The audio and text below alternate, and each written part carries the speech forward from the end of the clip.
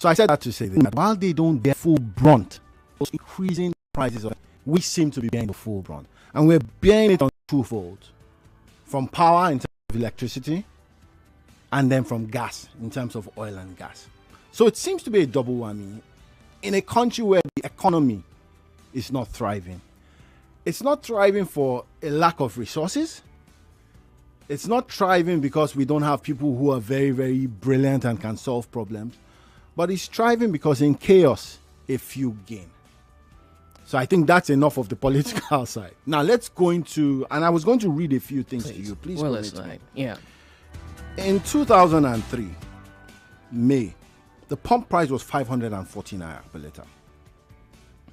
Now, it moved, and that exchange rate at that point in time was 460.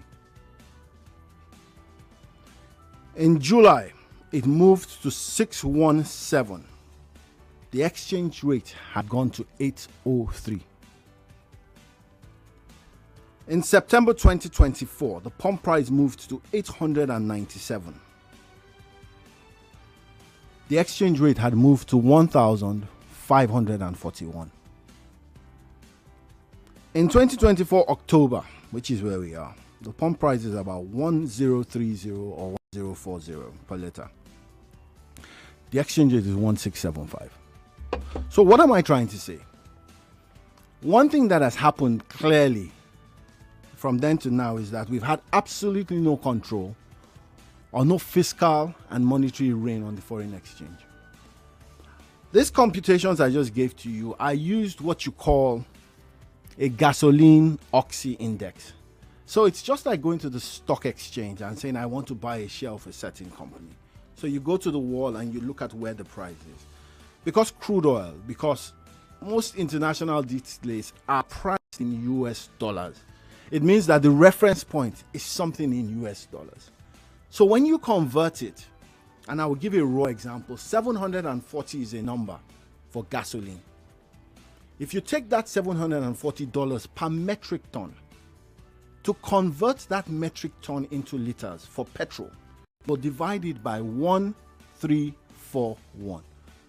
Why do you divide it by 1? Because every liquid has a density or a specific gravity. So what it means is that to convert it in closest proximity to water, what you're saying is that 1 metric ton is 1341, 1,341 liters. Clear. That's what makes a metric ton. So remember we talked about a 740. If we went ahead and divided that 740 by 1341, we will get something around 0.6 something. That's in cents per liter, because what we're doing is trying to break metric ton into a liter. Yeah. Now, once we've done that, because we sell here in Nigeria in Naira, you're going to multiply that 0.67 or 0.63 by the exchange rate. Okay. I hope that makes sense up to this point. Yeah, absolutely. Now, so remember when I started, I read out a few prices and the corresponding exchange rate. I did that calculation based on 740. So the only thing I changed in all those computations was the exchange rate. Yeah. Every time we got worse in terms of the exchange rate, the price of the product got higher. However, that's not the problem, because don't forget that if prices go go up, the problem. It also means that if our Naira pardon me for the interruption, it also means that if our Naira continually falls down against the dollar, the price will go up, Joyce. That is a problem. Brilliant. It's not rocket science. So where is the problem? The problem is this, and I go back to what I said about the fiscal and the monetary policies that guide an economy. Remember, we started this conversation by saying that this is happening in a lot of countries, but they're managing it better. So the question is this: what is the Nigerian government, what is the Nigerian economy doing to help us manage this? That is the problem for me. And the answer is nothing. That is where I said that. That's why I said this is the problem for me. If you don't do anything, then it's not a case of being a proponent of doom. Things will get worse in terms of pricing. You want to say something? Please go ahead. Well, it was more going to appear like an interruption. It means that when the president says things like, well, give us time, they're asking us to just really be docile and quiet and sit back and watch. Because honestly, given what we witness with our eyes, it's not going to get better. because there is nothing on ground No. that suggests that it could be better. Now, I would agree with you, because when you say give us time, what it means normally when you ask for time is that you're trying to correct a problem or solve a problem. It means that the steps that you take will clearly show you where we're going. With all due respect to the president and his team, they've had 1 year. A lot of people would say that 1 year is not enough. But the truth of the matter is that you have 1 year of people bleeding. You Dying. have 1 year of people dying. You have 1 year of people falling out of jobs, falling into poverty. So I dare say those who say that 1 year is too long a time not to be able to stem the tide. Yeah. Sadly, if you look at, and we talked about two things, the monetary policy and the fiscal policy. The monetary policy is what the CBN tries to deal with. Inflation is going up, increased rates so that there's less money in circulation. But look at the fiscal side. Government spending is abysmal. If they don't rein in on that spending, there's a lot of conversation around when the federal allocation is shared. There's the pressure on the US dollar. And that happens because a lot of states are changing money from Naira into the US dollar to further worsen that situation in terms of the exchange rate. So we need to tell ourselves some home truths. Number one, if what continues to happen around Iran, the Gulf, if this situation gets out of hand, these are countries where they control a lot of oil. It will mean that there's going to be pressure on oil, there's going to be pressure on crude, and not to be a proponent of doom again, it means that the prices will go up. If the prices go up and the exchange rates go up, then it means we have more of a dire situation in Nigeria. And sadly, that for me, and again I say, that is the problem. Because in 1 year, we haven't found a solution. It doesn't even appear we're looking for a solution. That's how I would start this conversation, in my opinion. It's dire. That's a flatbed, because now the question is, do we sit back? I mean, we've heard people tell us our problems are spiritual. And then it's as though, without words, they're suggesting, well, sit back and say a prayer. If you live, you live. If you die, you die. Because what else is there? The hope for the common man. There's nothing else to hold on to or look forward to. Okay, let's go to Dangote and Reuters. Yeah. Why did... No, I think let's go to Dangote first. Okay. Was there an intent on his part, whether you've heard a rumor or by virtue of where you are located, situated by way of, your expert position, has there been a rumor or maybe actual knowledge on your part where Dangote intended to sell petrol at a lower price? Because we hear this thing where you kind of know why I'm asking the question, right? I think I know where you're going. Yeah, but like he wanted to sell a lower price, and maybe some big wigs decided, well, no, there's a price you can't go below. We're not here to save Nigerians. We're here for business, something in that line. So let's put it in proper perspective. When a refinery refines, she gets crude oil as her feedstock. She's going to refine her crude oil to what you call distillates. Distillate. Yeah. It's a case of fractional distillation. That's why they're called distillates. So heat, temperature is applied to liquids in kind of like a column. Yeah. At every level, different products will start to emerge.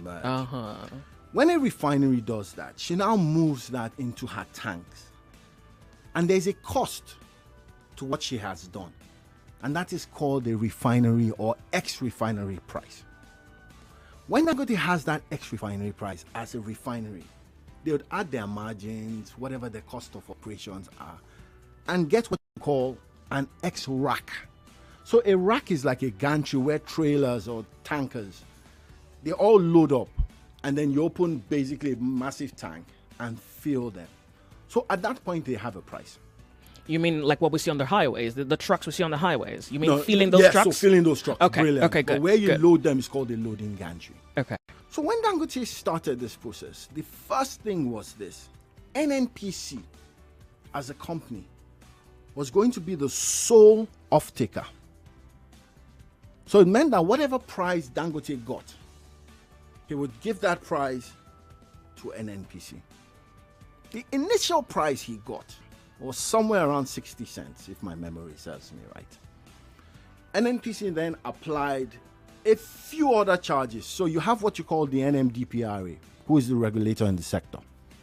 You'd add NMDPA charges, you'd add transportation charges. You add up a lot of everything till you get to the retail outlet. Once you get to that retail outlet, that is the pump price for that liter. So I said that to say this. So in that beginning, it wasn't a case of he wanted to sell lower. He gave them whatever price the refinery refined that product at. But let's remember something. At that point in time, he imported the crude. So there's something called Western Texas Intermediary. Western Texas Intermediary. WTI. So he imported that crude. And when he imported that crude, that was what the refinery blended. That was what the refinery went ahead and refined and then got a price. And then the single supplier or the single obligator he had to give the product to was NNPC. Okay. NNPC went a step further by saying this is the price we got from the Dangote refinery and this is how much we're selling at. And they did a breakdown. The Dangote refinery said, no, this is incorrect. Now, when they said it was incorrect, then in my opinion, the Dangote refinery should have published what they thought was their build-up. There you go. They didn't. But they didn't because at that point in time, they had a single supplier or a single off-taker. And then, that was why they didn't do it. I'm thinking that's why they didn't do it. Because the obligation was that whatever you produce, the only person you can sell to is NNPC. So let's move forward. NNPC back and forth and everything. Now, NNPC now comes out, the minister now comes out and says that, look, going forward, let other marketers also buy directly from the Dangote refinery. That became the next statement that came out. What it meant was that the government of Nigeria will give crude oil to the Dangote refinery. The Dangote refinery will now take that crude oil, refine it, and sell petrol or gas oil, which is AGO, to anybody that is willing to buy. However, to do that, it means that Dangote refinery has to give their price. Remember, we talked about what we called an ex-refinery price and an ex-rack price. The Dangote refinery, by the time she receives, because she doesn't receive those two crude cargoes, there are two crude cargoes that are loaded that are on the way to the refinery. As we speak? As we speak. Okay. Now, they haven't gotten there. Now, when they get there, what it means is that the obligation on the government side is to give crude oil by virtue of what is called the domestic crude supply obligation. You're a refinery in the country, Nigeria. Nigeria produces crude oil. So we're going to give you some crude, refine it, and then sell to the local people or sell to the local market. But it also means that if Jide & Sons decides that they want to buy, they can approach the Dangote refinery now and ask for a price.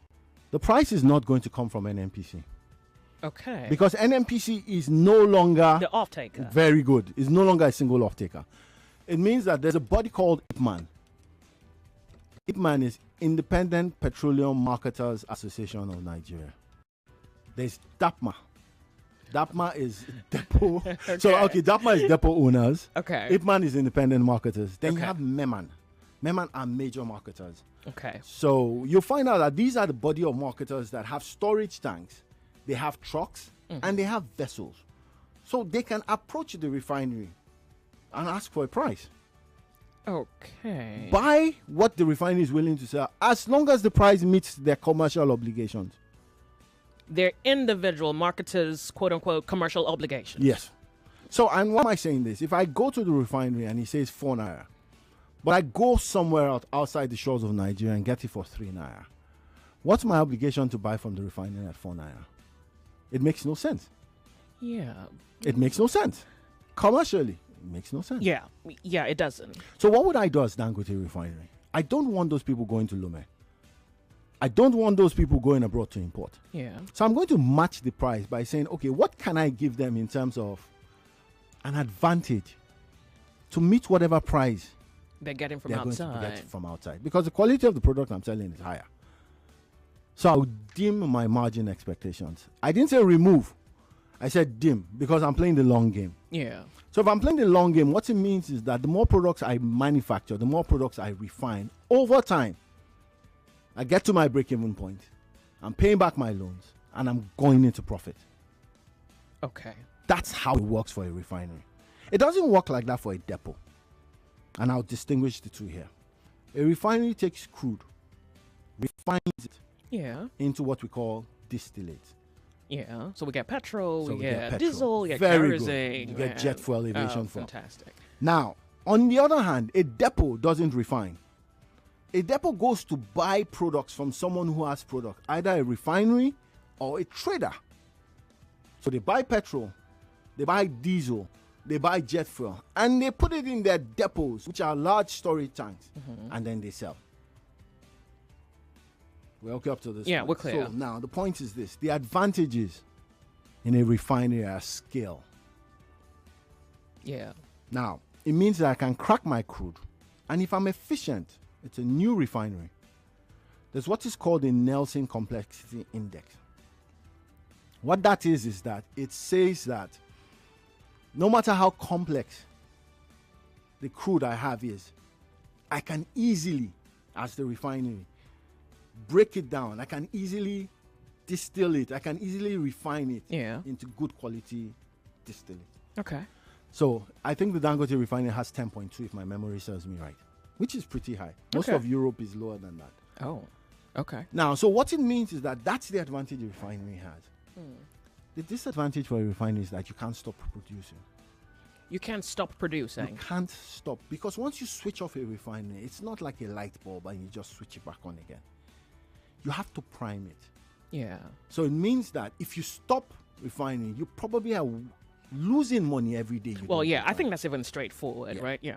So in this mix of refining that we've talked about, it means that anybody now can approach the Dangote refinery. Before you further this point of view, are you, without words, assuming that this the NNPC pulling back as sole off-taker is done from a place of altruism? Like, is this what, loyalty to country? Is this good nature? Is this goodwill?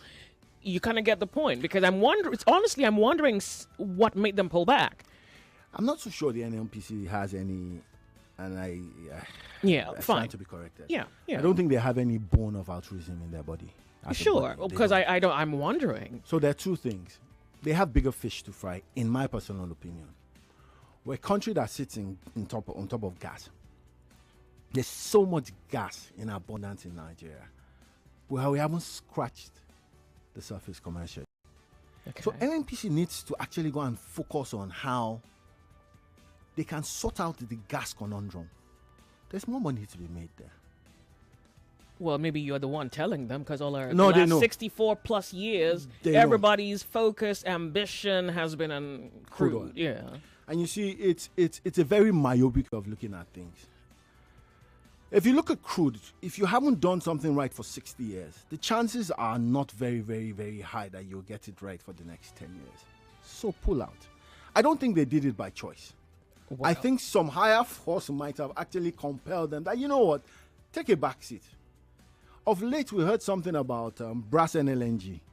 There's a company, Brass and Shell. They signed a $3.5 billion gas contract to deal with fertilizers. Those are the things the NNPC needs to be looking at. Would it still be an NPC if it goes into fertilizers? Well, I mean, it would be a JV, because in this case now, it's not an NNPC running it on its own. There's a private company involved. Yeah. So the private company is bringing in some investment, NNPC is bringing in on, and there's a share of profit.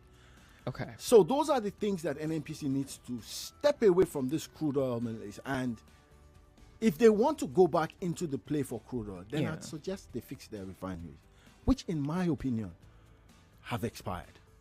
Yeah.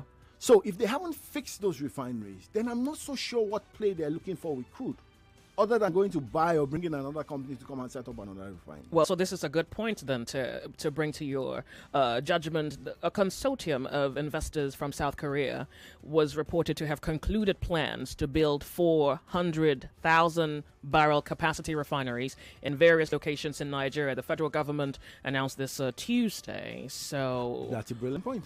And this is what we need to understand. The refinery is to crack crude oil into distillate. It's not to make it cheaper. Oh, please don't say that from here. It's not to make it cheaper. Two things we also need to go back to when we started this conversation. We talked about where gasoline index prices were. We talked about where foreign exchange was. Yeah. If you create a refining hub, what it means is that vessels coming from wherever it is to take petroleum products. Now, as that happens, then it means that as a country, there are taxes that you earn for those transactions. Yeah. There's revenue that you earn from those transactions. Yeah. If you look at somewhere like Singapore, they have one of the deepest ports in the world.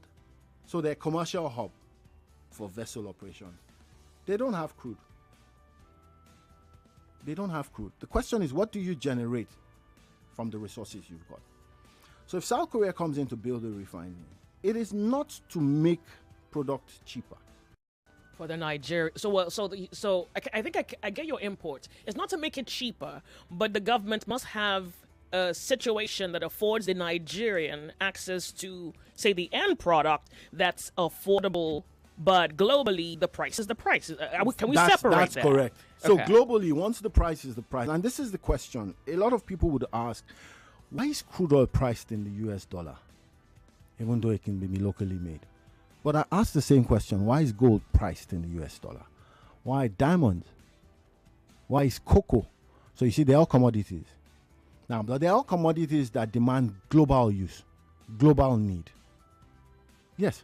That's the point. You're not wrong. I'm wondering if we should step into the conspiracy theory of that. Because, like it was the US dollar used to be equal to a gold coin back in the day. And then the then presidents passed a law where it was illegal to own gold. And I think America has wanted to be like that country for the longest time. And so they make every country bow their knee. Wasn't that what gave way to the BRICS? Absolutely. Now, Okay. so let's follow just that line of thought. You would have to hold your That's thought. right. Lagos, we're going to go off on a break. To think that it takes this much logic to fully comprehend the oil industry tells you just about everything. When we return, the conversation continues on the Sunny side. My name's Joyce with Nigeria Info. We'll be right back.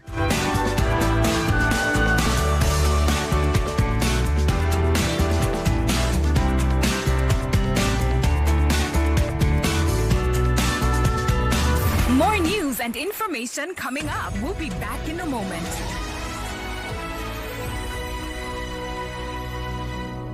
Two things you can't have it all with one play. I got that defined boy. You have just won yourself. Congratulations. Hello, good morning. Yes, Mellitus. One player, don't talk to two players because he won 20K. So now you won yourself 20,000 naira. My name is Well Done. Okay, well done. I want to tell you, well done. You won yourself 20,000 naira. With 500 naira, you can play to win big from 120,000 naira to 190,000 naira daily on Nigeria Info. Go to oneplay.ng and play with 500 naira. And in a few seconds, your ticket is in the draw. Or dial *347 *880 *3 hash. Win daily on Nigeria Info. 50,000 naira on Morning Crossfire. 60,000 naira on WhatsApp Lagos. 20,000 naira on Sunnyside. And 60,000 naira on Game On. So Lagos, what are you waiting for? The more you play, the better your chances of winning. Remember to dial *347 *880 *3 hash. Play responsibly. Not suitable for persons under the age of 18. This November, prepare for an epic clash of intellects. I Beg to Differ Secondary School Debate Competition is back. November the 11th, 2024, 32 of Lagos's brightest secondary school students will step up to the mic, where words become weapons and ideas ignite battles. From Monday, November the 11th at 4 p.m., they'll face off in fierce debates with only one goal: to be crowned the I Beg to Differ champion. Every round is a fight for glory, where one brilliant mind will rise above the rest. Who will be crowned the champion of thought? The ultimate showdown of wit, wisdom, and will is about to begin. I Beg to Differ Secondary School Debate Competition Season 8 commences Monday, November the 11th at 4 p.m. For sponsorship, please call or WhatsApp 0805-581-5844. I Beg to Differ is proudly supported by Card Center Nigeria Limited, Obi Wizzy, and Lucas Green Fashion House. 99.3 Nigeria Info. Your number one station for talk. Let's talk. Let's talk.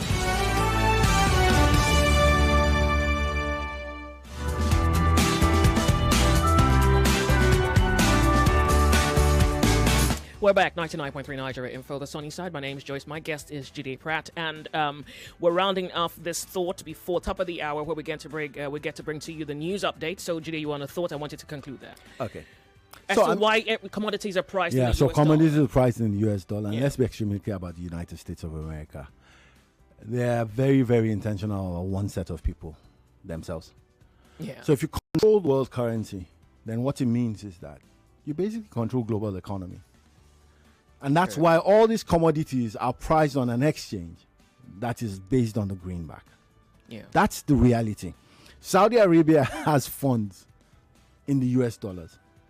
Everybody buys treasury bills in the US dollars. It's going to take a massive shift.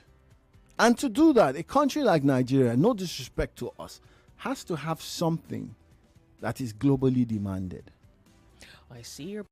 Now, if we have something that is globally demanded, then it means that you can influence the trades in that currency called yours.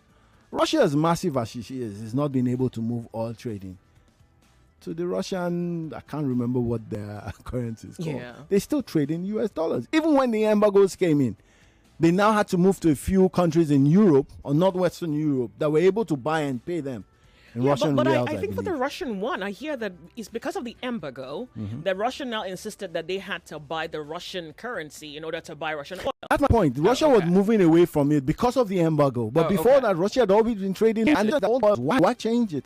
But the international currency of the world, whether we want to accept it or not, is actually the US dollars. So we are going to always have our knees bent at the altar of this US dollar. In my opinion, yes.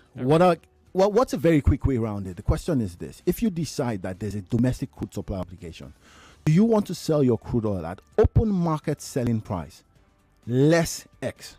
What's X in this regard? In this case, it's a discount. Okay. So less $5, less $10 for local consumption. I don't know. The question, do we have to go now? So yes. We have to go now. Yeah, we have to go now. Okay. Lagos, if you leave, you miss. We'll be right back here on the sunny side.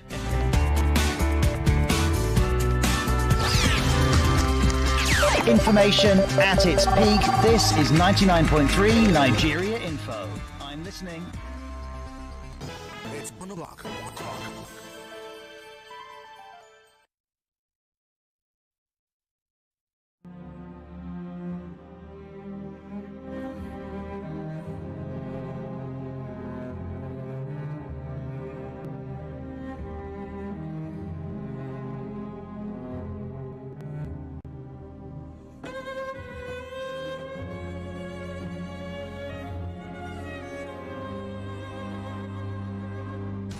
The news update on 99.3 Nigeria Info.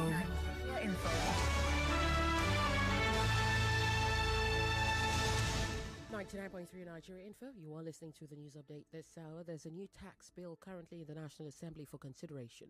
If passed by the lawmakers, wealthy Nigerians earning 100 million naira and above monthly will face a 25% personal income tax rate. Chairman of the Presidential Fiscal Policy and Tax Reforms Committee, Taiwo Oyedele, made this known at the ongoing 30th Nigeria Economic Summit in Abuja. Oyedele claims that 90% of the current taxpayers are people who should not be taxed. He emphasized the need to strike a balance between easing the tax burden for low-income earners and ensuring the wealthy contribute more to government revenue. But financial expert Tunde Amolegbe is against any plan to increase tax or tariff. He says this is ill-advised and will put additional burden on the citizens. According to him, this could also be counterproductive because consumer purchasing power is already squeezed and has been significantly affected by the policies of this administration. He explained to correspondent Nana Okon that though the policy might be aimed at increasing revenue, it would put more pressure on Nigerians. Speaking on the proposed plan by the federal government to have individuals pay taxes in installments, Amolegbe says it may be a holistic strategy aimed at increasing taxpayer base in Nigeria. He also alluded to the fact that the taxpayer base in Nigeria is relatively low.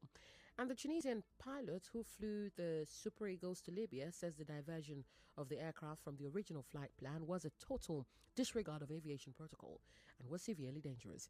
According to him, the unexpected diversion of the Nigerian team plane to a remote airport, Al-Brak, instead of their intended destination, Benghazi, was not made at his discretion but came from Libyan authorities. The pilot described the diversion as risky, adding that he questioned the directive 8 times because of safety concerns.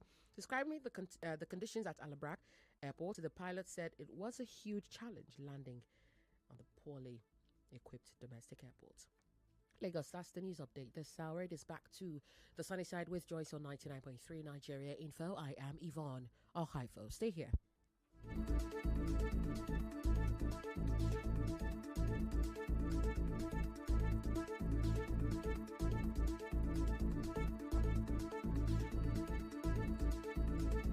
What's that station again? Oh, yeah, Camo, come No. Here's one thing you need to know about you. So, like, here we dey talk. Yep, bullseye. That's the one. You're listening to 99.3 Nigeria Info's The Sunny Side. The Sunny Side. Welcome. My name's Joyce.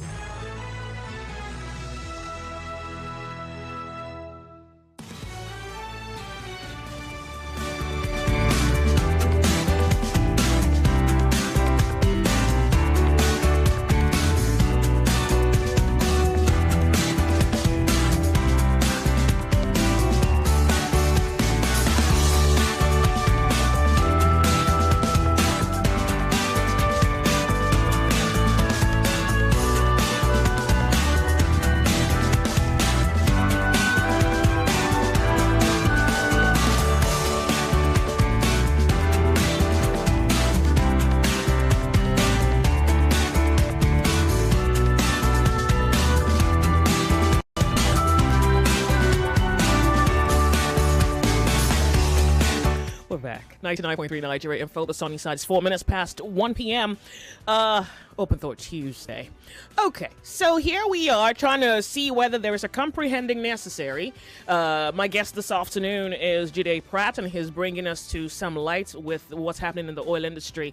Jide, before you continue, I want to ask you whether this consortium from South Korea building or intending to build about 100,000 barrel model refinery in Nigeria, 4 different locations, they say, would not necessarily also bring oil prices down. You want a thought before the break, so I'd like for you to just see whether you can link it together. Thank you. Okay. So, I mean, like I said, and back to what we said before we got there, we were saying that when you build a refinery, the main purpose of a refinery is to crack crude into distillate. Mm-hmm. If you have 4 new refineries based on the South Korean investment, then what it means is that product availability increases in that geographical space called Nigeria. Okay. Now, the effect now, and remember we talked earlier about something about a refinery going long in terms of investment. Yeah. The more volumes and decides to deem her margin expectation. Yeah. If that happens, you could see lower prices. But what is really, really key, and back to what we've said, and we've said this repeatedly, are 2 things. The index pricing for gas oil or gasoline, which and is the exchange rate. Index, what's so that? remember we talked about gasoline and we said something about RBOB, Oxy, Northwestern Europe. So it's just like saying an ice price. Okay. So that ice, remember when we did the calculations for PMS, we used $740 per metric ton. So that's the reference price. I get it. Okay. So it would end up, prices could come lower by virtue of the fact that they're taking long positions in terms of deeming margin expectation. Yeah.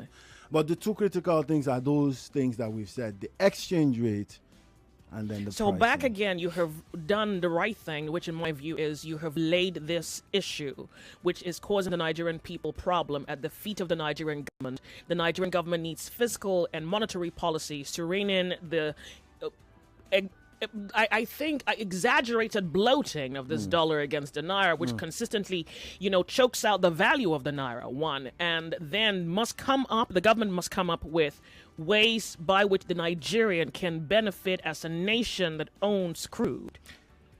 As a nation that owns You say we have 4 other refineries, to the Dante one, that's 5, and we could. I mean, once it becomes somewhat uncertain, I don't know whether we should have have any faith in it, because I don't remember Nigerians thinking Dangote refinery was going to drive prices down. We can't believe our eyes. It was an erroneous thought from the beginning, and some of us had on the said part it. of the people. Yes. I tell people this. It's easy to seek knowledge if you want to find it. I'd had so many people say that prices were going to be 200 naira per litre when the refinery comes on board. And the question I kept on asking them was that when we had refineries that were working, did we have cheap fuel? It must have been cheap in relation to what the market was. And it was cheap then because the subsidy levels were massive. That's what it was. Sadly, the unaccounting, or shall I say the inaccountability of the subsidy regime is what has taken us to where we are now. So I mean, that's if we deduct corruption. If we deduct, and that's the point. It has not functioned outside corruption. It hasn't functioned outside corruption. So the more refineries you have, the more products are readily available, the nearer in terms of proximity. But if the fiscal and monetary policies that affect crude oil, in terms of exchange rates, in terms of revenue to the country, in terms of GDP, if those issues are not fixed, and this exchange rate keeps on going up, then I'm sorry, it's not a solution. Yeah, it's not a solution. Okay, so 2 days ago, it's reported that the DSS intervenes in NPC marketers' dispute. Any concept as to why they're in dispute? So, I mean, what had happened in the past is that, so every time people want to buy petroleum products at major marketers, since NNPC was the single supplier, you go and pay into the NNPC portal. So it means that you want to buy 1 million liters, you want to buy 2 million liters. Payment had been made into those portals as long as some people 2 weeks, some people 3 weeks. But they hadn't given them the product. They hadn't given them the product. From the NNPC? Yes, from the NNPC now. Okay. So NNPC had received money from some marketers, but had not given them product. What now happens in the interim is that the price changes. Remember? Yeah. Now, as the prices change, the question now is that I've paid you 2 million. When petrol was at 800 and something. Fantastic. NNPC now says, go and make up. Go and make up. Now, when you say go and make up, what you're saying is you're going to go and pay the differential between the 800 you had paid and the 1,000 something and now. the 1,000 now. Go and make up that payment. And the market says, hang on. I paid 3 weeks ago. I paid 2 weeks ago. There's no way in the world you expect me to go and get that money. Where am I going to get that money from if the money that I've paid, I've not been able to trade with it? So how do I earn income to go? So the DSS got involved because I believe the DSS basically runs security in terms of federal. So to prevent, let me say, maybe an unrest, they had to wade into the situation. The second part was that some people in that bodies of marketers had what you call PEF. So PEF is Petroleum Equalization Fund. What that means is that it's a basket. And that basket is to create a uniform pricing in a regulated economy, in a regulated oil and gas industry. Okay. So that would now mean that if you buy products at 1,000 in Kano, you should buy the same products at 1,000 in Enugu. Okay. You should buy the same products at 1,000 in Lagos. The principle of equalization is that you either contribute to the pot or you claim from the pot. I'll say that again. The Petroleum Equalization Fund was set up to unify petroleum prices across the country. Yeah. So it's a pot. It means that for who puts fund in there? You. Oh. So every time I lift petroleum products as a marketer, I import petroleum products, there's a bridging fund. So I pay into that bridging fund. Another person, Joyce, also brings in petroleum products. She pays a certain amount into that bridging fund. Is this like a tax? Is this It's a fund. It's not a tax. Okay. It's a fund. Okay. So let's go to the principle. Now, what the fund is that it's a bucket. And that bucket is supposed to equalize pricing. So if I go if you buy at 950 and I buy 980, how does the fund now, if equal I've gone us a certain, so petroleum equalization fund is based on distances. Okay. So it's either I claim from the fund or I contribute. So let's look at zone 1 to 5. If I take a delivery between zone 1 and zone 2, I contribute to the pot. Okay. If I go to zone 3, zone 4, or zone 5, Yeah. I claim from the pot. Okay, so these are further distances. Further distances, Joy, that's brilliant. So it means that the further I go, the more money is due me because the distance is much farther than the near location. Yeah. But don't forget, every time I've brought in product into the country, every time there's product in any tank I buy, I'm paying a certain amount into that fund. Okay. But it's my distance that enables me take it or claim from. So it's either you contribute or you claim. Okay. Now, there was also a conversation around the fact that some of them had not been paid their claims for as much as 4 to 5 years. How that happens, I really have no idea. So those were some of the things that they went to table to the DSS that, look, we're struggling. Wow. It's not us that are holding product. It's not a case where we're trying to create scarcity. The point is that we're choked. So that was the basis of those conversations with the DSS. And I hear that they've been able to release, like you said, some money. I don't know if it's all of it, but at least that gives them release money now to the marketers. So with that, they can buy more products, begin to fill their station. The question on what amount they pay at, I think that's still down to them. You know, like in all of this, you have said so much. You have provided such enormous amount of information, and I'm surprised that nothing here really specifically is to the straightforward, direct implication benefit to the Nigerian. Nothing. It's just buying and selling, buying and selling, buying and selling, and the Nigerian, whatever you earn, regardless of your economic ranking, this is what we're selling it at. On the contrary, so look at the PEF we've talked about. In my personal opinion, why was PEF created? PEF was created so that everybody at every location, regardless of whether you're in Kano or Jos or Lagos, would buy at the same price. But they haven't been funded the last 5 years. So the Nigerian has gone in 1 year. There's been, 400 plus increments in petrol price. Great stuff. So now what happened is that when the PIA, Petroleum Industries, it became a bill or an act. Yeah. It was a bill before it became an act. When the act was enacted, it meant that there would be deregulation. Yeah.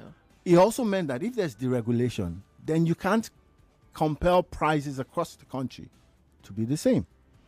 What I'm saying, you can't, because once you deregulate and you say it's free market, then whatever price you buy in Kano is based on the landed cost in Kano.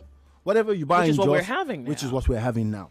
But the point is that, back to what you said, the initial PEF was so that people across the country would not pay higher prices based on location. Yeah. There is no waterway in Jos. There is no waterway in Kano. Yeah. By design, that's not the fault of the people who live in Kano or Jos. Specific. So the PEF, the Petroleum Equalization Fund, was put in place to serve as a way of reducing the price point across the country. So back to what we're saying. The intentions have always been noble. The management have been abysmal. At PEF, I was tagged. So it meant that everywhere you're going, that tag was flashed. Okay. So that way you can actually control and have an idea of where the product went to, what depot. But they still found ways around, just trying to. She left the system and. So this is really what has. Now I think you have explained why the price in Lagos is different from the price in Kano. That's what you have just done. You've just simply put that the only reason those in Kano are paying more is because, so for example, Lagos 998, Southwest 1,025, Southeast 1,045, South 1,075, Southeast 1,070, Southwest 1,070, North Central 1,030, Abuja 1,030. So it's just the non-function or malfunction of this fund. PEF has been scrapped. Oh, don't forget, we said are. that once the PIA, Petroleum Industrialization, became an act, it meant that the sector had been deregulated. So here what we have is a deregulated sector. Now we have a deregulated. So what makes prices more expensive in Kano is the cost of transportation from buying in Lagos, which is a coastal city, and then taken by road, by a truck to Kano. So the cost of transportation is higher. So by affluction, the price of the product will be higher. So we're saying the same thing. There's nothing for the Nigeria. Now there's none anymore, sadly. But hey, when we started talking, we talked about how other countries were going through the same energy crisis. Yeah. But they were dealing with it in different ways. Yeah. So look at Lagos, and not to give too much praise to Lagos. It took us 20 years to build the railway line. Yeah. But the truth of the matter is that if you go on the train using the carry card, you save on transportation costs. Yeah. Now, but the question is that is it enough for 20 million people? It probably might not. Look at the BRT system. Is it enough? But my point is this: if the governors are sincere, if the federal government is sincere, there's so many ways where you can give back to the people in terms of reduction in terms of transportation. If security was much better, we would not be where we are in terms of food insecurity. Because what it is that farmers can't go to the farms. If they can't go to farms, then there's no yield. Look at things like eggs going so high because people can't plant maize to feed chickens.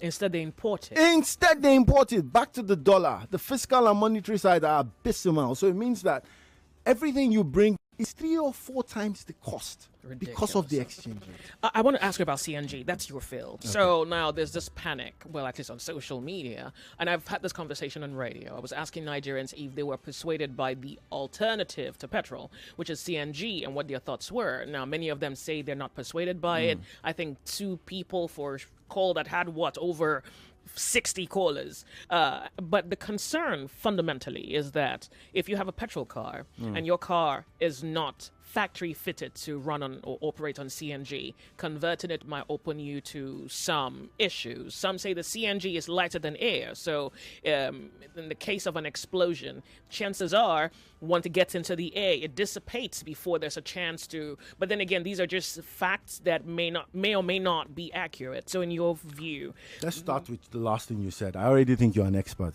because you're right. CNG is compressed natural gas. Gas can be compressed. Gas can be liquefied. So you hear what you call LNG. Yeah. You hear CNG. Then you hear natural gas. Every time you crack the crust of the earth in Nigeria to get to crude oil, to get to oil, gas comes out. That's natural gas. Okay. So once you pipe it, the problem with gas is that it has a high demand on infrastructure. You must capture gas to be able to use it at the point of use. CNG is methane. So what it is that it's lighter than air. So the chances of it getting flammable or getting into sparks are very low because since it's lighter than air, it actually does dissipate. The cylinders are not like LPG cylinders. They're reinforced steel more often than not. So that crash impact has to be really, really bad for it to explode. Okay. The second thing is this, back to what you said about if you had PMS, it's a dual fuel. CNG is a dual. It's not an alternative fuel. So if I put CNG, what do I lose if the car I drove here, I drove with petrol? If I put a CNG tank in my boot, what I lose is trunk space. But the way it is that it's not going to remove your PMS connection. There is a switch somewhere on your dashboard, which is what makes it a dual fuel. So if I switch on my CNG, it means that I've stopped pulling into my carburetor, into my injector petrol, and I'm now pulling gas. It's an alternate fuel. So the question is that, so it's like a Tiptronic, if you know what I mean. Absolutely. I told you you're an expert. Oh, no. So, but you see, the truth of the matter is that, is it an option? Yes. Okay. A lot of industry experts believe that the infrastructure is not yet there. Personally, I agree because you need mother stations and then daughter stations. So it's like going to a petrol station. You need to have moved petrol from a vessel into a tank, from a tank into a truck, from a truck into the underground tankage. We're not there with CNG. But for me, we're not going to be there if we don't start. It's a natural resource. It's a comparative and competitive advantage. We're swimming in 209 trillion scope of gas. So it's the infrastructure. We need to accelerate on the infrastructure. But the second most critical part is that if you had a 4-cylinder car, you need to spend 850,000 naira to convert. Where are you going to get that? Sadly, I see a lot of banks come on national TV. They're publishing their profit after tax, doing brilliantly well. But the question I ask is that who is going to go and take a loan at 39% to put a CNG? Yeah. So we have to find ways where development financing is going into conversions. Bank of Industry. You know, these are what you call them. Or the prices are even subsidized. Now, sadly, when you talk about subsidizing, we're going back to where we're coming from. Because everything is imported. CNG cylinders are not made here. CNG conversion kits are not made here. So every time you import any of these things, you find out that you're importing it at the exchange rate that is already detrimental. To be frank, I think it's Mr. Taiwo Udele, and they listed something on CNG taxes, and I think CNG, LPG, there's no VAT on them. And they've reduced the taxes on it. So that helps in terms of the but it's still the naira against the dollar. Now, so the your question nightmare is still the fact nightmare. that if the fiscal and monetary still don't get in, then. But is it a way to go? In my personal opinion, I'd say yes. because it is saving. So if you bought, assume it is 280 naira for CNG, compared to 1,040. Yeah. That's what you save. But some say now, well, if we convert, then the prices are going to go up. And that means that we're probably going to be back at square one. I really want to hold you here because now the phone lines have been ringing. People have questions for you. I want to let you out here in like 8 minutes. Yeah, I know. Caller, Nigeria Info, if you have a question in the name of all things bright and beautiful, just ask the question. Don't worry about your name. I'll find out later. The Sunny Side, Nigeria Info. Hello, how are you? Please, the question, just straight up. Hello. Can you hear me? I want your guest to tell us, as a oil-producing country, what is the benefit for the country? Because now, I understand that there is a 450,000 barrels of crude oil allocated for Nigerians as a benefit for them. We understand that they export that 450 out to bring it back. But now, what is the situation on that? Then another thing is that he said that DSS, so the DSS intervention is the plan meeting, Dangote and IPMA, and not NNPC and IPMA. You should tell us more about this. Good afternoon. 99.3 Nigeria Info, thank you so much. So I have a minute before commercial break, and I would love to give it to you, but no, because that's a lot of questions. So hold your breath. Okay. One more question, and then commercial break, and when we come back, you answer the questions. Hello, Nigeria Info. You're on the sunny side. Do me a favor, turn off the volume of your radio set. Turn off the volume of your radio set. Earlier on, Mr. Jide said that 30 seconds. The conversion, he talked about something like 36 cents. Okay, to crack crude, and that they are selling that, but that NNPC is selling at some 65 cents or so. No. So I want to ask for the rationale behind that. Thank you. You understand? Do you want me to answer that quickly? Well, no, but do you understand? Yeah, it? I think I understand. Okay, good. Lagos, we're going to go off on a break. When we come back, Jide Pratt's with me in the studio on the sunny side on Nigeria Info. More talk, news, and sports after this.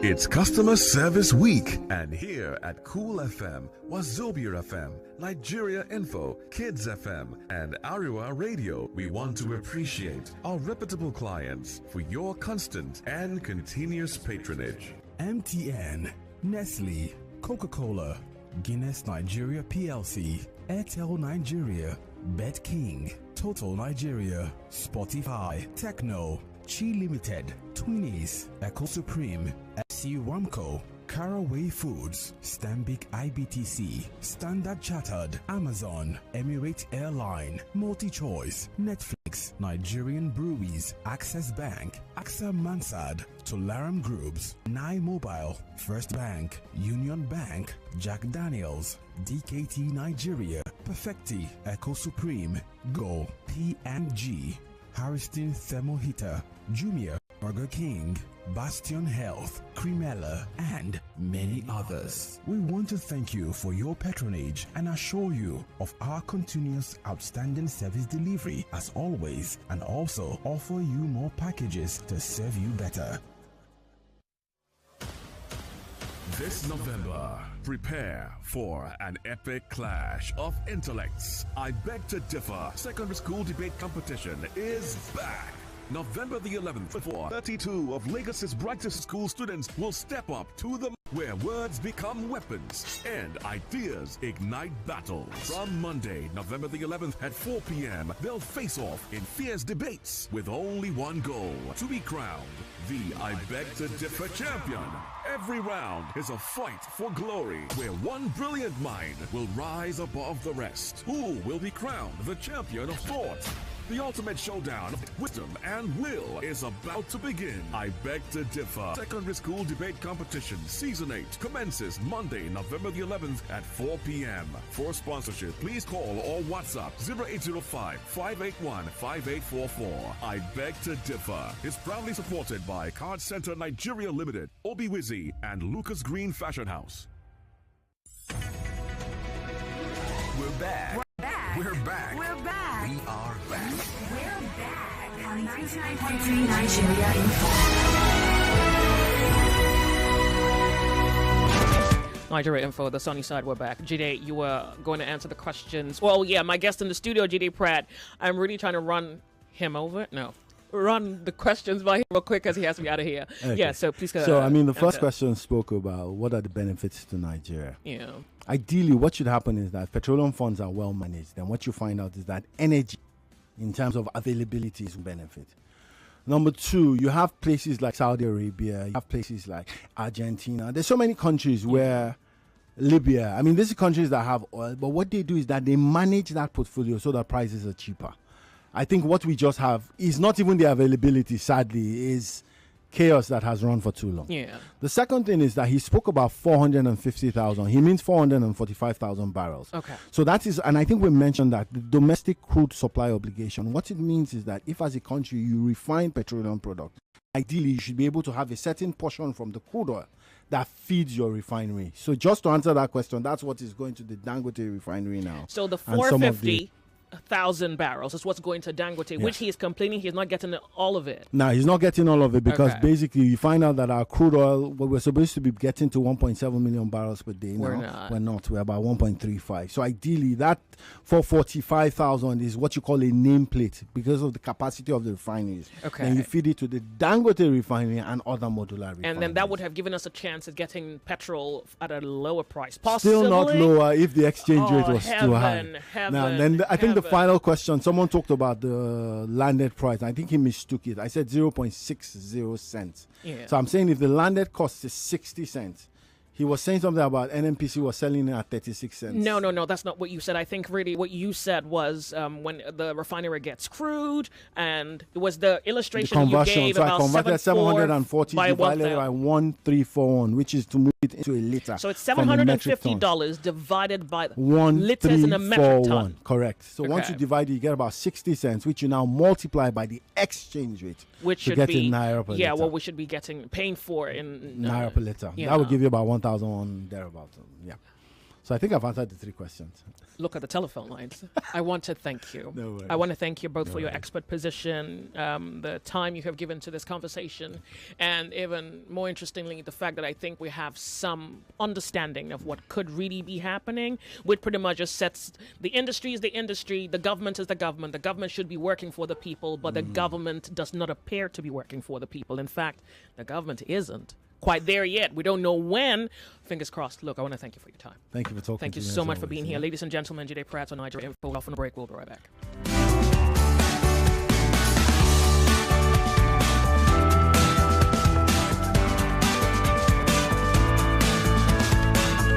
What's that station again?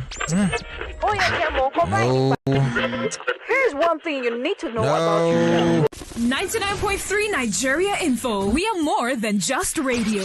Subscribe to our YouTube channel at Nigeria Info FM. Check us out on Facebook at Nigeria Info 99.3. Follow us on Twitter at Nigeria Info FM and on Instagram at Nigeria Info FM Lagos for live updates as it happens. 99.3 Nigeria Info. Let's talk.